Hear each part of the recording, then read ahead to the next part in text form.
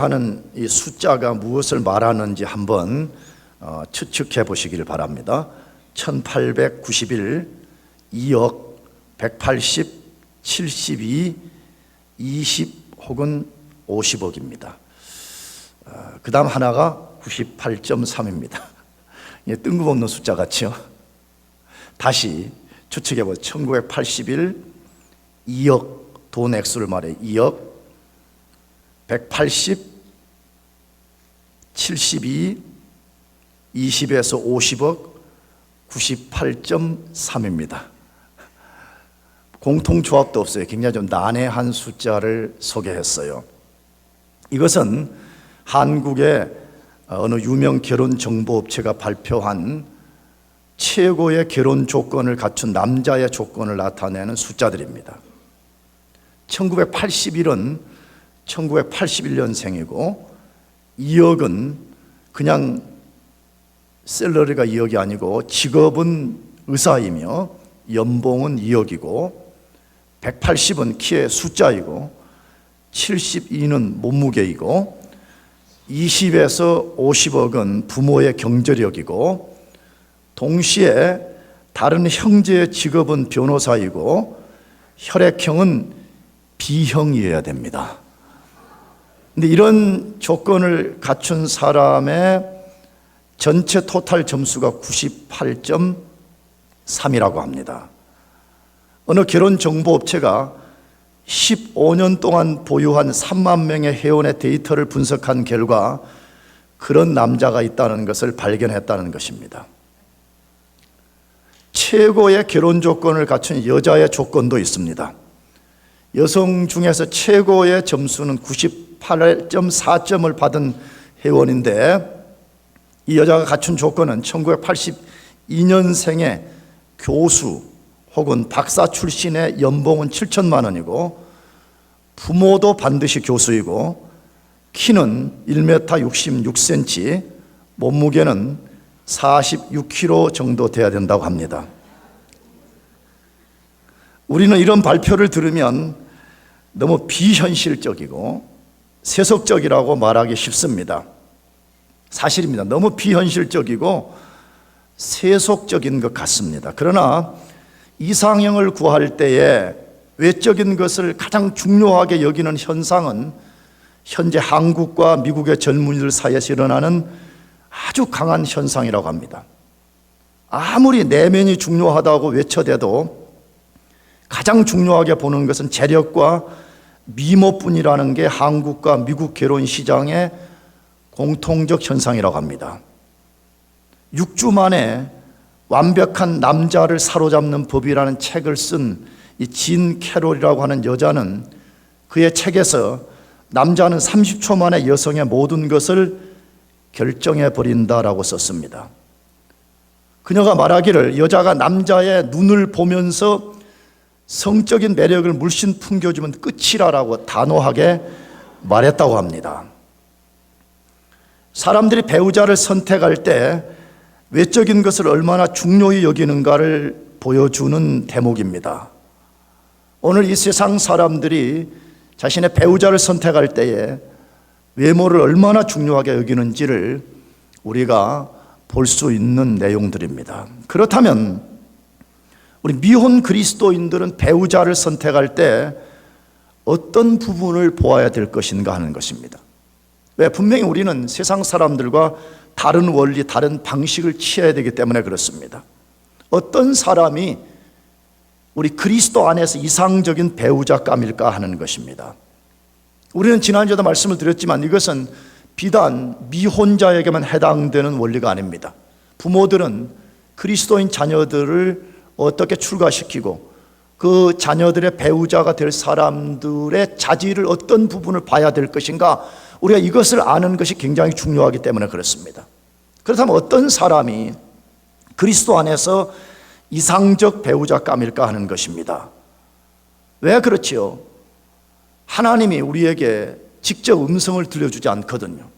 장 목사야 너는 이선희하고 하라 이런 식으로 들려주지 않잖아요.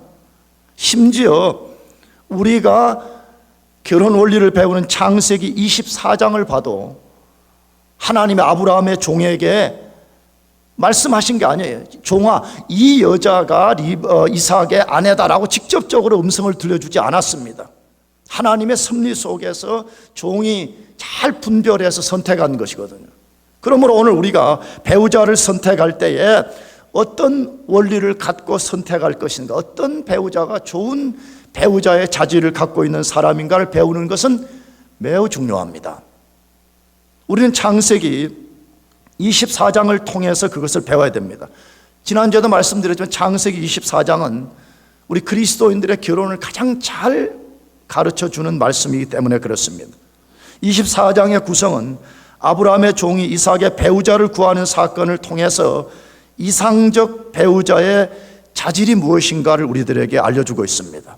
아브라함의 종이 메소포타미아 나홀성 우물가에 도착해서 기도를 통해서 이삭의 배우자가 될 여자를 하나님께서 순적히 인도해 달라고 기도했습니다. 뿐만 아니라 그 여자를 하나님이 보내셨다는 분명한 사인을 보여주십시오라고 구했습니다.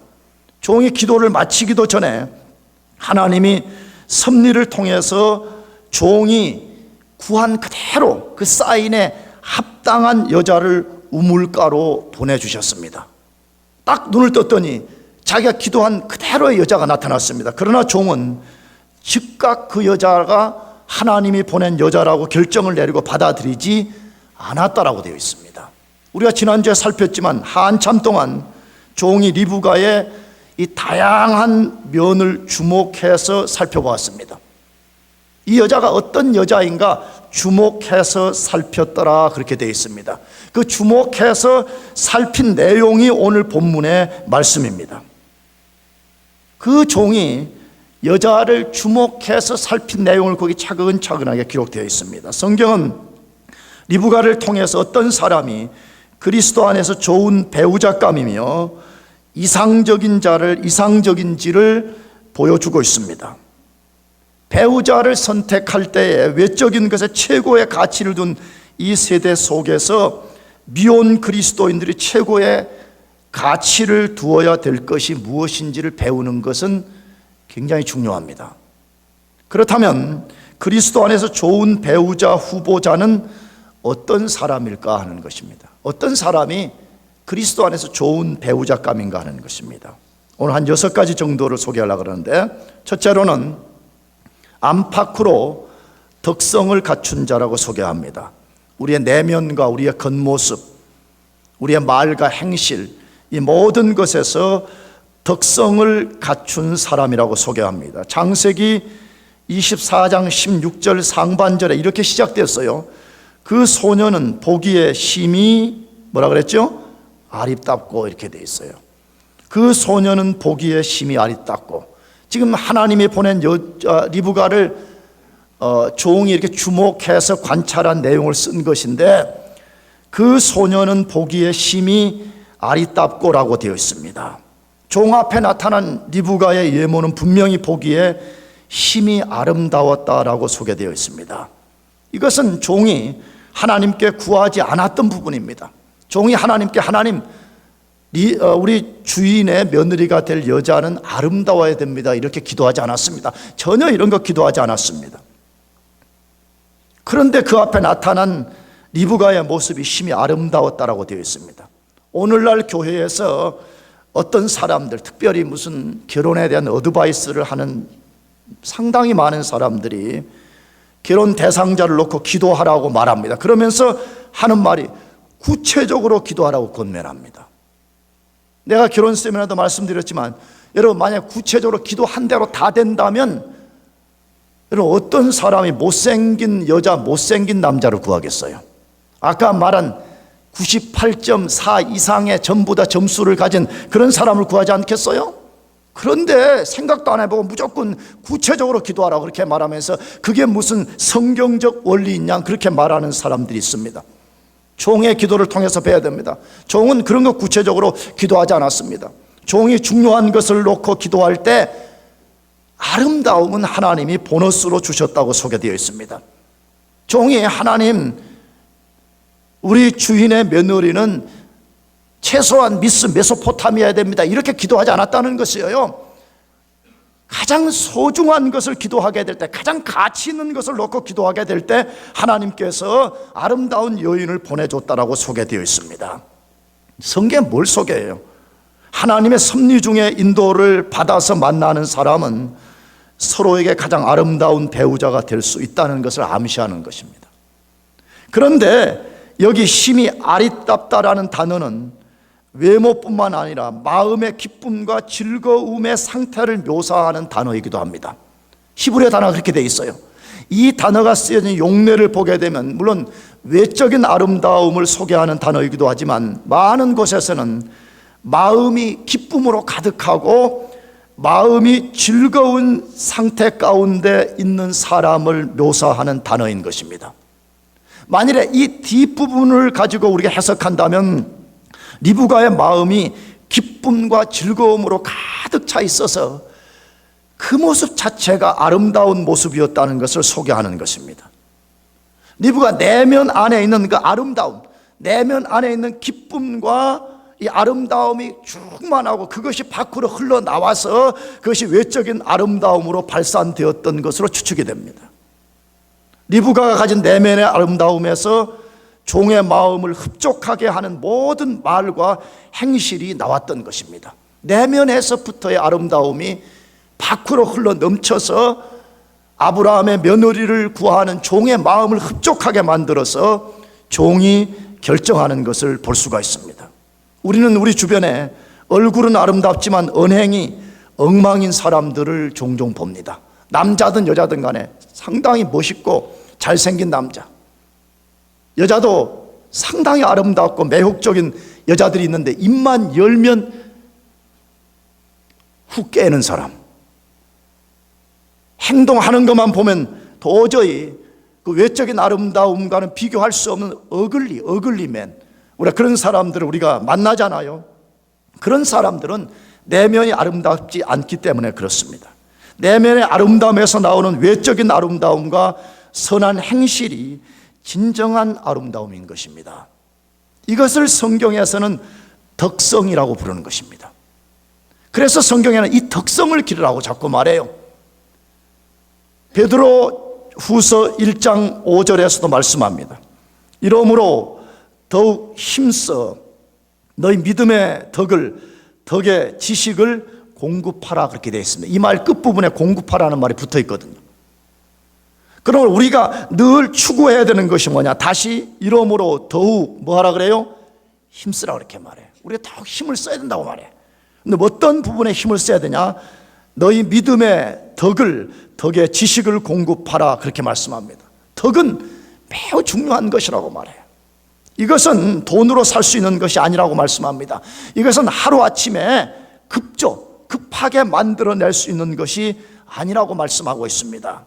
이것은 그 사람의 인격, 그 사람의 그 깊은 훈련, 그 사람의 깊은 자기 성찰로부터 만들어지는 것이잖아요. 그런데 성경은 좋은 배우자의 제일 첫 번째 덕목을 소개하는데 그것은 안팎으로 덕성을 갖춘 사람이라고 말합니다. 결혼 후보자가 가진 최고의 덕목이 덕성인 것을 기억하시고 결혼을 꿈꾸는 여러분들이 그것을 길러가시길 바랍니다. 동시에 배우자를 선택하게 될 때 이것을 소중히 여기는 원리가 필요해요. 이것을 귀하게 여기는 이 원리가 그리스도인들에게 필요하다는 것입니다. 두 번째로 어떤 배우자가 좋은 자질을 갖고 있는가 하는 것이에요. 성적으로 순결한 처녀인 자입니다. 다시 말해 육체적으로 깨끗하고 성적 순결을 지킨 사람이라고 소개합니다. 창세기 24장 16절 하반절에 남자가 가까이 하지 아니한 뭐라 그랬죠? 처녀더라 그렇게 되어 있어요. 리브가를 소개하는데 남자가 가까이 하지 아니한 처녀였더라라고 되어 있습니다. 리브가가 처녀였음을 두 번에 걸쳐 강조합니다. 다시 말하면 남자를 가까이 하지 아니하는 여자, 다시 말하면 성적 순결을 지킨 여자라는 걸 두 번에 강조하는데 남자를 가까이 아니했다라는 단어와 처녀라는 단어입니다. 이 남자를 가까이 하지 아니했다, 이 말은 우리 말로 번역한 것이고 히브리어 단어는 야다라는 단어를 쓴 것인데 남자를 알지 못했다 그 말이에요. 이 야다라는 단어가 성관계를 지칭하는 단어인데 리브가는 그때까지 그런 남자들과 부정한 관계를 맺은 여자가 아니었음을 소개하고 있습니다. 하나님은 구속사의 수종자가 될 여인을 성적으로 순결한 처녀에서 발탁했습니다. 지극히 당연한 선택이 아닐 수 없습니다. 구속사를 통해서 이 세상에 하나님의 백성을 만드는 목적 중에 하나가 경건한 백성, 순결한 백성을 만드는 것인데 그 시작을 만드는 국모에 해당하는 리브가가 성적으로 순결한 여자가 아니라면 논리적으로 설명하기 어려운 부분이 되고 말 것입니다. 하나님이 사용하는 사람은 항상 깨끗한 사람임을 기억해야 됩니다. 아멘. 하나님이 사용하는 사람들은 깨끗한 사람이라는 것을 기억해야 됩니다. 특별히 위대한 하나님의 역사의 문을 여는 데 사용된 사람들은 리브가와 마리아처럼 성적으로 순결한 처녀들이었습니다. 성경을 읽어보세요.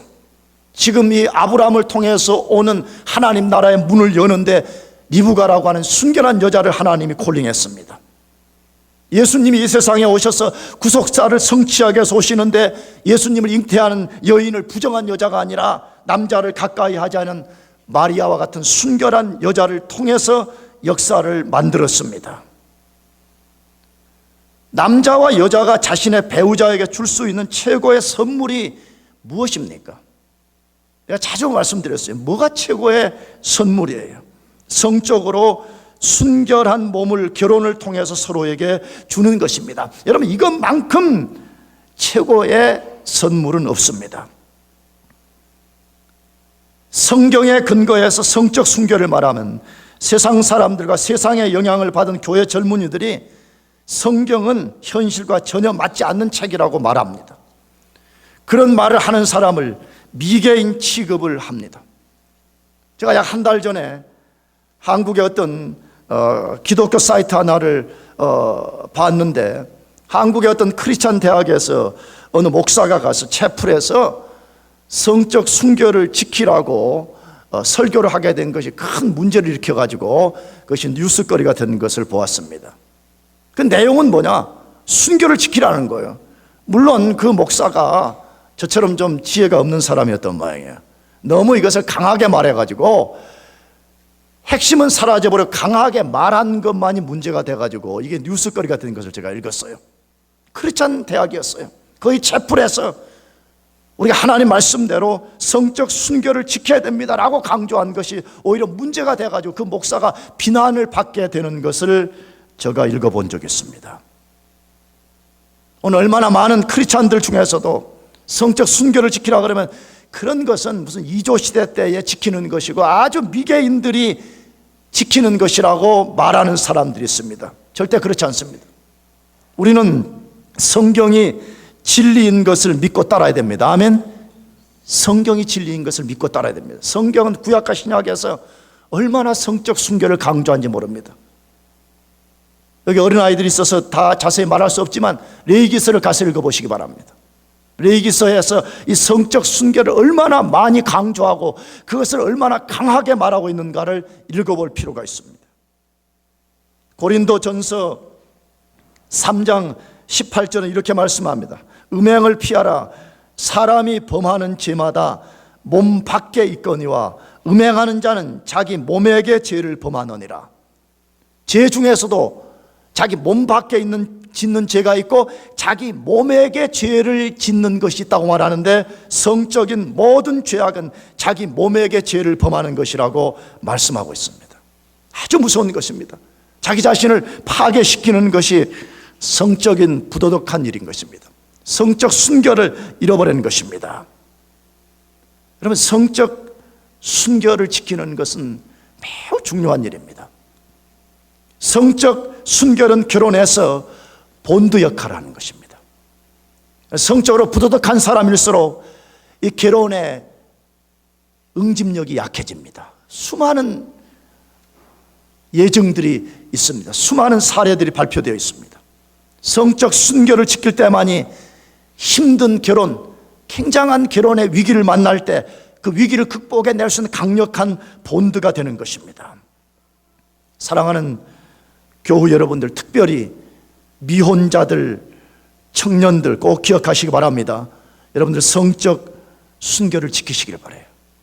동시에 성적으로 순결한 자를 배우자로 예비해 주시도록 여러분들이 늘 기도해야 됩니다. 여러분 자신이 그것을 지킬 뿐만 아니라 동시에 하나님께서 성적으로 순결한 배우자를 예비해 주셔서 하나님의 때에 가정을 이룰 수 있게 해달라고 기도하는 것이 필요합니다. 세 번째로 어떤 사람이 좋은 배우자의 후보감인가 하는 것입니다. 성실하고 책임감이 강한 사람이어야 됩니다. 성실하고 책임감이 강력한 사람이어야 됩니다.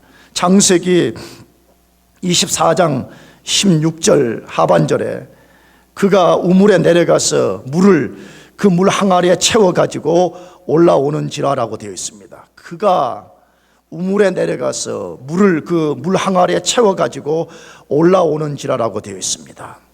지난주에도 제가 잠깐 소개했어요. 이 리브가가 그 물을 길는 이 과정을 잘 보면 참 리브가가 대단한 사람인 것을 우리가 볼 수가 있어요. 리브가가 무거운 물 항아리를 메고 와서 집에서 메고 나왔어요. 물 항아리, 무거운 거. 플라스틱 항아리가 아닙니다. 무거운 항아리를 메고 나왔어요. 언덕 아래에 있는 샘물에서 항아리에 물을 채워 올라오고 있었습니다.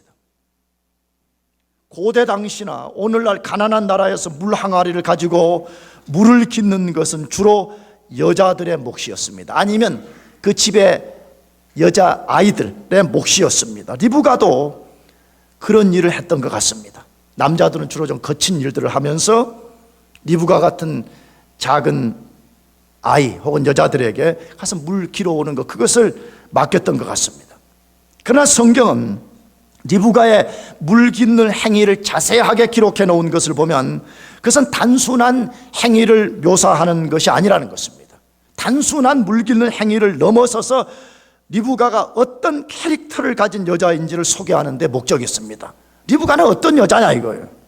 리브가가 힘든 일이었지만 자기 가족들과 짐승들의 물을 책임진 여자로서 그 일을 성실하게 감당했음을 보여주고 있습니다. 실제 그래 창세기 24장 전체를 읽어보게 되면 리브가가 얼마나 성실하고 얼마나 책임감이 강한 여자인가를 수많은 곳에서 암시하고 있습니다. 좋은 배우자 후보는 남자든 여자든 성실하고 책임감이 강한 사람입니다. 저는 그래서 대학부 친구들에게 자주 말해요. 성실치 않고 책임감이 강하지 않은 사람은 가능한 배우자로 선택하지 말라고 그래요. 한번 생각해 보세요. 여러분이 만약 어떤 성실하지 않은 사람과 결혼해갖고 산다, 그런 사람은 조그만 어려움 오면 포기해 버립니다. 아무리 삶의 어려움이 찾아와도 자기가 책임감을 가지고 가정을 책임지고 가족을 보호하고 가족을 부양해야 된다는 그런 강한 책임감을 가지고 나아가야지, 이런 것이 없는 사람은 너무 의지가 약하고 너무 박약하기 때문에 쉽게 포기해서 배우자를 매우 힘들게 할 가능성이 아주 다무한 사람입니다. 내가 1학년 때 어떤 여학생 하나가 오자마자 얼마 안 돼가지고 어떤 남자 한 명을 사귈 때 내가 너무 마음이 아팠어요. 내가 왜냐면 그 학생을 내가 너무 잘 알고 있거든. 제가요. 그 학생이 너무 성실치 않고 너무 책임감이 없는 학생이었거든. 근데 자기가 사귀겠다고 딱 결정을 내려가지고 나한테 통보만 했기 때문에 내가 어떻게 할 수가 없어. 나는 한번 자기들이 날 사귀겠습니다 하고 통보하면 나는 절대 헤어지라고 말하지 않습니다. 왜냐? 미리와 상의한 것도 아니잖아요. 목사님, 내가 A라는 학생을 사귀고 싶은데 목사님 어떻게 생각해? 이렇게 묻는 사람은 거의 없었어요. 딱 한 명 있었어요. 근데 한 명도 이미 다 결정 내리고 난 후에 그냥 와서 그냥 의식으로만 나한테 말하는 거예요. 얼마나 고민했겠어요. 근데 그런 사람에게 안 된다, 안 된다고 말해요. 이렇게 말하면 헤어지지도 않을 뿐만 아니라 괜히 목사님 나쁘다고만 해. 왜 목사님 왜 나를 못 살게, 왜 선교는 사귀는데 난 안 되냐고, 뭐 이런 식이잖아요. 근데 그 학생은 내가 볼 때에 성실함이 없어요. 책임감이 없어요. 어디서 그걸 보냐? 여러분, 성실과 책임감이라는 것은요, 엄청난 일을 하는 데서 보는 게 아니에요. 작은 것에서 보면 알아요. 그래서 마태복음 25장에도 보면 항상 이 작은 일에 충성하는 자에게 많은 걸 맡긴다 그러잖아요. 작은 걸 맡겨보면, 작은 거 어떻게 하는가, 이걸 잘 보면요, 성실한지 책임감이 강한지 안 강한지 이거 우리가 알 수가 있습니다. 그런데 여러분 보세요. 다시 만일에 자기 남편 될 사람이 책임감이 없다, 성실치 않다 그러면 어떻게 되겠어요? 조그만 어려움 오면요, 그런 사람은요 가정을 포기해버릴 가능성이 많습니다. 아내고 자녀고 뭐고 간에 포기할 가능성이 굉장히 많습니다. 그렇기 때문에 좋은 배우자감은 성실하고 책임감이 강한 사람입니다. 성경은 많은 곳에서 말씀해요. 그 중에 하나가 잠언 31장 10절에서 15절까지 말씀이에요. 누가 현숙한 여인을 찾아 얻겠느냐, 그 값은 진주보다 뭐하니라? 귀하니라 그렇게 되어 있어요. 이것은 31장은 현숙한 여인을 소개한 장인데, 이건 우리 남자들에게도 적용할 수 있는 말씀이에요. 누가 현숙한 여인을 찾아 얻겠느냐, 그 값은 진주보다 더하니라. 정말 현숙한 여인, 다시 말해 지금 성경이 말한 창세기 24장에서 말하는 이런 좋은 배우자감을 얻게 되는 사람은 값진 진주를 얻는 것보다 귀한 것이라는 거예요.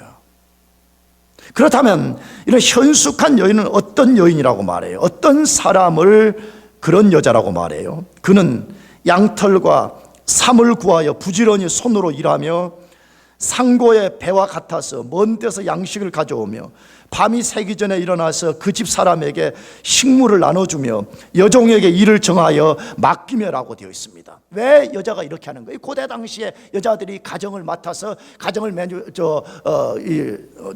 그거 한 거 아니에요? 가정을 이렇게 돌보고 가정의 모든 일들을 진행시켰잖아요. 근데 여인이 지금 얼마나 성실하고 얼마나 책임감을 가지고 그 일들을 하는지를 여기 소개하고 있습니다. 미혼 젊은이들, 작은 일에서부터 성실하고 책임을 다하는 사람이 되도록 훈련하시기 바랍니다. 꼭 그렇게 해요. 교회를 섬기는 작은 일 하나도 성실하고 책임감 있게 해요. 쉽게 포기해버리고 쉽게 뒤로 물러서는 사람들은요, 하나님이 그런 사람들에게는 큰 일을 맡기지 않아요. 나가서 그런 사람을 좋은 배우자로 알아보는 지혜를 갖기를 바라요. 98.4 그런 조건이 아니라 성실하고 책임감이 있는 사람이 하나님 앞에서 진짜 좋은 배우자감이라는 것을 볼 수 있는 눈을 가져야 돼요. 자꾸 뜯어먹고 살 것도 아닌 외적인 조금 예쁘고 잘생기고 그거면 뜯어먹고 사는 것도 아니잖아요. 여러분 알죠? 내 부인이 얼마나 아름다운 미인인지. 아무도 동의도 안 하시는군요. 그거 뜯어먹고 살지 않아요. 그러므로 여러분들, 좋은 배우자는 성실하고 책임감이 강한 사람이라는 것을 기억하고 그것을 볼 수 있는 눈을 길러가기를 바라요. 그 다음 네 번째로, 좋은 배우자의 후보자는 어떤 사람입니까? 친절과 자비가 몸에 밴 사람입니다. 친절하고 자비로움이 넘치는 사람이라고 말해요. 창세기 24장 17절에서 20절을 보면, 종이 마주 달려가서 가로되 청컨대 내 물 항아리를 내게 조금 마시우라. 그가 가로되 주여 마시소서 하며 급히 그 물 항아리를 손에 내려 마시게 하고 마시우기를 다하고 가로되 당신의 약대도 위하여 물을 길어 그것들로 배불리 마시게 하리이다 하고 급히 물 항아리에 물을 구유에 붓고 다시 기르려고 우물로 달려가서 모든 약대를 위하여 깃는지라라고 말씀합니다. 리브가가 무거운 항아리에 물을 채워서 들고 오는데 낯선 남자가 물을 마시게 해달라고 요청했습니다. 지난주에도 말씀드렸죠. 대부분 사람들 같으면 거절할 수 있습니다. 그런데 리브가가 기꺼이 허락을 했다고 되어 있습니다. 예, 마시소서. 그렇게 했을 뿐만 아니라 낯선 남자가 끌고 온 10마리의 낙타에게까지 물을 마실 수 있도록 배려했다고 되어 있습니다. 지난주에 말씀드렸죠. 낙타 한 마리는 25갤런 정도의 물을 마신다고 그래요. 먼 길을 달려온 낙타가 얼마나 많은 물을 마셨을지 상상이 되지 않잖아요. 그런데 그 10마리가 다 마실 수 있도록 배려를 했어요. 어떻게 배려했어요? 그 낙타가 다 마실 수 있도록 몇 번이고 우물가로 달려가서 물을 퍼다가 낙타들이 마실 수 있게 했다고 되어 있습니다. 한번 상상해 보세요. 그 리브가가 언덕길 아래에 있는 우물가에 무거운 항아리를 들고 계속 오르락내리락 하면서 구유에다가 물을 채워서 낙타들로 마시게 했다고 되어 있습니다. 어떻게 리브가가 이런 행동이 가능했을까요? 다시 그 리브가의 상황으로 돌아가 봅시다. 거기는 우리 같은 서늘한 곳이 아닙니다. 아주 더운 중동의 땅입니다. 낯선 사람이 자신의 일을 불편하게 만들었습니다. 지금 자기가 빨리 물 길어가지고 자기 집에 가지고 가야 되는데 물 좀 달라고 그러고 자기 길을 가로막은 사람입니다. 반대 급부를 기대할 수 없는 사람입니다. 무슨 아는 사람도 아닙니다. 내가 물 준다고 해서 이 사람이 무슨 보석을 줄 거라고 미리 말한 것도 아니었습니다. 반대 급부를 기대할 수 없는 사람에게 친절을 베푸는 일 쉽지가 않습니다. 그런데 리브가가 이런 행동을 했다라고 말합니다. 어떻게 그것이 가능한 것이? 친절과 자비로운 마음이 몸에 배어 있었기 때문입니다. 리브가는 그 친절함이 일시적으로 만들어진 게 아니라는 거예요. 그 친절하고 자비로운 마음, 이것이 몸에 확 밴 여자였음을 우리에게 소개하고 있습니다. 이런 여자가 정말로 좋은 배우자의 후보자라는 거예요. 이런 남자가 정말 좋은 배우자감이라는 것이에요. 자꾸 이 세대는 외적인 것만을 자꾸 가꾸고 외적인 것만을 소중하게 여기는 그런 세대잖아요. 성경 그렇게 말하지 않아요.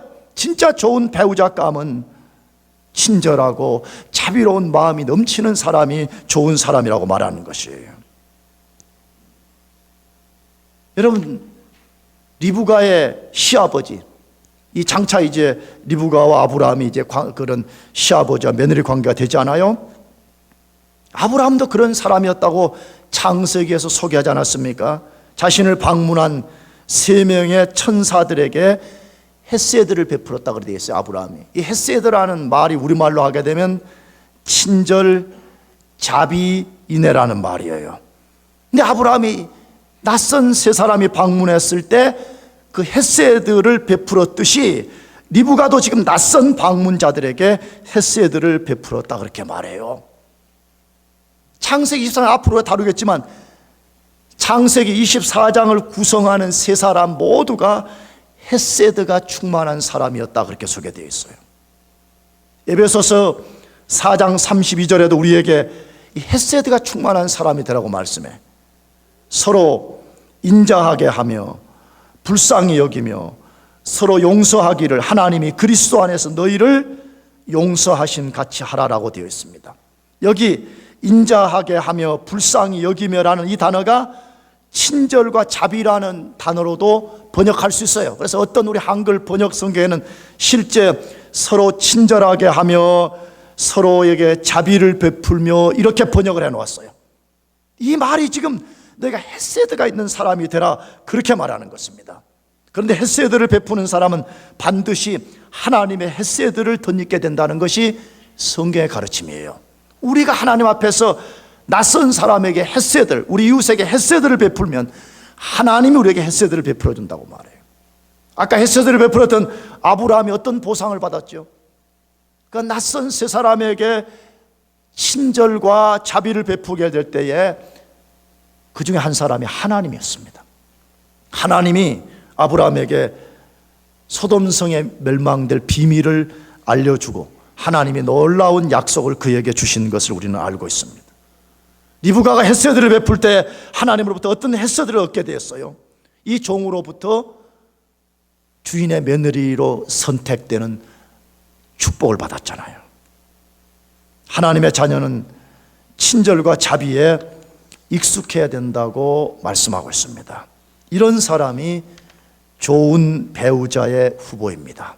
이런 사람이 그리스도 안에서 좋은 후보자라고 말하는 것이에요.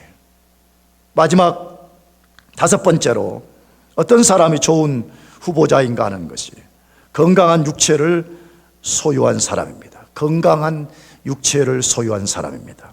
창세기 24장 20절에 급히 물 항아리에 물을 구유에 붓고 다시 기르려고 우물로 달려가서 모든 약대를 위하여 깃는지라 되어 있습니다. 창세기 24장에서 리브가의 건강함을 여러 다양한 각도에서 소개하고 있습니다. 오늘 본문 앞절에 보면 물 항아리를 어깨에 메고 나왔다 그래 돼 있어요. 야, 물 항아리 어디다가 메었어요? 어깨에 메었어요. 도대체 얼마나 무거운지 잘 모르겠지만 어쨌든 어깨에 메고 딱 이렇게 나왔어요. 우물가에 내려가서 항아리에 물을 채워서 들고 올라왔다 되어 있어요.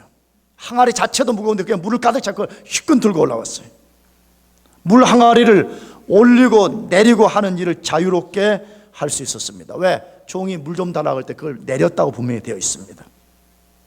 10마리의 낙타가 충분히 물을 마실 수 있도록 몇 번이고 물을 깃기 위해서 우물로 뛰어다녔다라고 소개해 있습니다.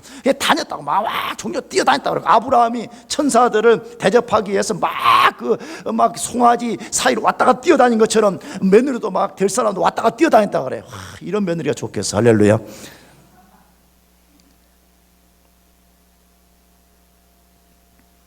리브가가 얼마나 건강한 육체를 가진 여자였는지를 그리고 있습니다. 리브가는 요즘 사람들이 비판적으로 말하는 공주가 아니었습니다. 비판적으로 말하는 공주 말이에요.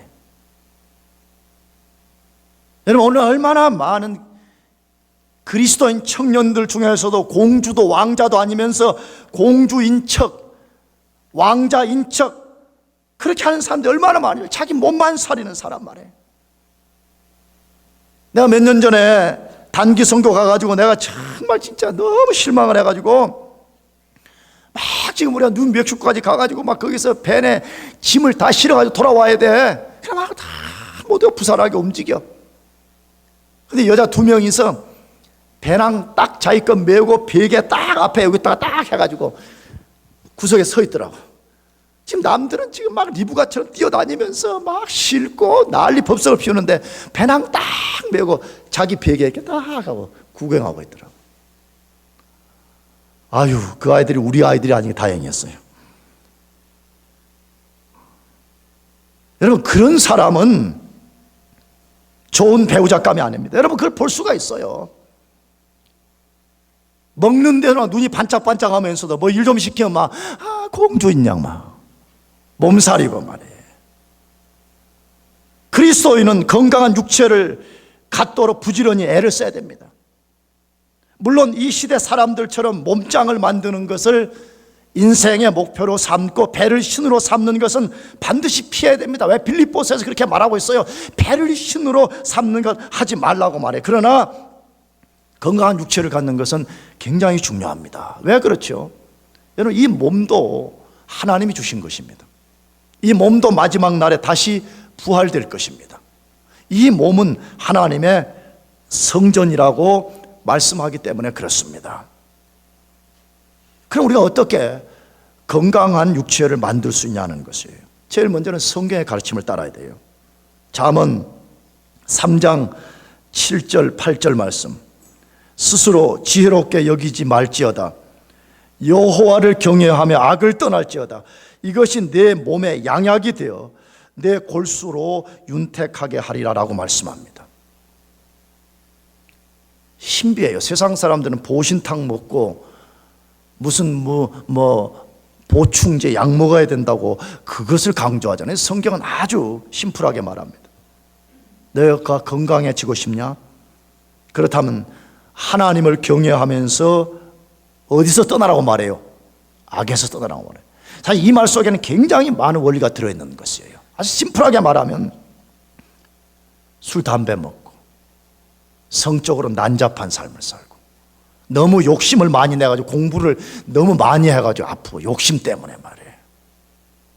다 이런 것들이 악이 될 수가 있어요. 나는 대학원 다닐 때 1학년 다니다가 기획한 일이 있어서 휴학을 했는데 그때 나를 성경 공부를 지도해 줬던 그 리더 목사님이 오늘 나를 부르더라고. 그래 갔어요. 그때 내가 전도사였는데 장전사 너 휴학하지? 그래. 예, 휴학합니다. 그랬더니 왜 하냐? 예, 뭐 제가 이렇게 해서 하다 보니까 너 혹시 휴학하는 게 죄는 아니냐? 나는 너무 그 목사님이 이상하게 봤어. 아니 무슨 휴학하는데 무슨 죄냐고 휴학하는 게. 그러니까 나를 보고 생각해 보라고 그러더라고. 너가 왜 휴학하냐는 거야. 그래서 내가 그 당시에는 못 깨달았어. 아니 무슨 휴학이 왜 죄냐는 거예요. 휴학하고 싶으면 하고 안 하고 싶으면 안 하는 거지. 나중에 깨달았어요. 왜 선배 목사님이 날들어 그렇게 말했는지. 내가 그 당시 유학 가려고 그랬거든요. 근데 그때 그 선배 목사는 그거였어요. 너가 진짜 유학 가려는 목적이 뭐냐는 것이. 그걸 말하고 싶었는데 돌려서 말하는 거예요. 너 정말 하나님의 영광이냐 아니면 너 욕심 때문에 그렇게 하려느냐 그렇게 물은 거였어요. 얼마나 많은 사람들이 하나님을 경외하지 않고 악 속에 거하는 것 때문에 몸을 망가뜨려 버리는 경우가 많은지 몰라요. 그래서 성경은 말해요. 여호와를 경외하며 악을 떠날지어다. 이것이 내 몸에 양약이 되어 내 골수로 윤택하게 할 것이라고 말씀해요. 우리가 건강해지는 비결은 하나님의 원리를 따르라 그렇게 말해요. 자동차가 공장에서 나오면 자동차를 어떻게 쓸 것인지에 대한 매뉴얼이 있잖아요. 매뉴얼대로 자동차를 움직여야지. 우리 인생을 창조하신 하나님이 우리에게 매뉴얼을 줬어요. 그 매뉴얼대로 너 삶과 너 몸과 너의 건강을 유지하라 그렇게 말씀하잖아요. 그렇게 되면 건강해진다는 거예요. 나가서 그리스도인들은 적당한 운동을 좀 하는 것이 필요할 것 같습니다. 우리 집사람 같으면 안 됩니다. 우리 사람 정말 숨쉬기 운동만 합니다. 정말 안타까워요. 적당한 운동, 음식도 좀 적당하게 먹는 절제가 필요합니다. 대학분 너무 많이 먹어요. 물론 평상시 때 못 먹다가 갑자기 먹을 일 생기면 먹는 줄 거의 블랙홀이에요. 거의 블랙홀. 그러니까 몸의 균형이 깨지고 어느 날 갑자기 위가 막 이만해졌다가 못 먹으면 이렇게 쭈그러졌다가 막 이러니까 요요 현상이 나오고 말이에요. 방학 오면 다 너무 아름답고 샤랄랄랄라 하는데 그냥 한 2달만 지나고 나면 그냥 Who are you? 당신 누구냐고 알아볼 수도 없을 만큼. 우리 그리스도인들은 몸의 건강을 위해서 적당한 운동, 음식을 적당하게 섭취하는 것이 필요합니다. 왜 그렇지요? 결혼 생활에서 육체적 건강을 필요로 하는 일들이 너무 많기 때문에 그래요. 내가 지난주에 말씀드렸죠. 결혼 생활은 무슨 순백의 드레스를 입고 남자가 턱시도를 입고 맨날 막 백허가면서 여보 그런 생활만 사는 게 아니에요. 얼마나 많은 어려움들이, 얼마나 힘을 써야 되는 일들이 많은지 몰라요. 나는 지금 우리 30대 초중반을 지나면서 자녀를 키우는 우리 자매들 보면요, 정말 속으로 너무 존경스러워요. 어떻게 저렇게 할 수 있을까? 나는 조금 부끄러워요. 왜냐하면 나는 대학원을 다닐 때 아이들을 낳아가지고 사실은 나는 그냥 툭 하면 기숙사에 안 나왔거든요. 주말에만 살짝 나와가지고 아이들 보고 그랬으니까 아이들 키우는 일이 얼마나 힘든 것을 깊이 잘 몰랐어요. 지금 보니까 정말 애들은 왜 잠도 안 자요? 하루 종일 그렇게 놀아요? 그 에너지는 어디서 나오는 거예요? 근데 엄마 아빠들은 이제 늙어가가지고 막 30 중반 40을 향해 가면서 막 골골골 하니까 못 따라가는 거야. 막 힘을 써야 될 일이 너무 많습니다. 물 항아리를 시끌시끌 들어 올려야 될 일이 너무 많아요. 어깨에 둘러매야 되는 일이 너무 많아요. 건강이 필요하다고 성경이 말씀해요. 건강한 육체를 소유하는 사람들로 준비되시기 바랍니다. 건강한 육체를 갖는 걸 준비해요. 나가서 그런 배우자들을 만날 수 있도록 기도해요. 건강한 육체를 동시에 소유한 그런 배우자들이 좋은 배우자라는 것을 기억하고 여러분들이 앞으로 배우자를 선택할 때에 이 세속적 원리가 아니라 성경의 원리에 근거해서 분별하고 선택하기를 바랍니다. 기도하겠습니다. 다 같이 우리 자리에서 일어나셔서 우리 한번 조용히 기도하겠습니다. 이미 결혼을 하신 분들은 여러분들이 그런 배우자들로 회복되게 해달라고 기도하고 또 자녀를 둔 분들은 여러분의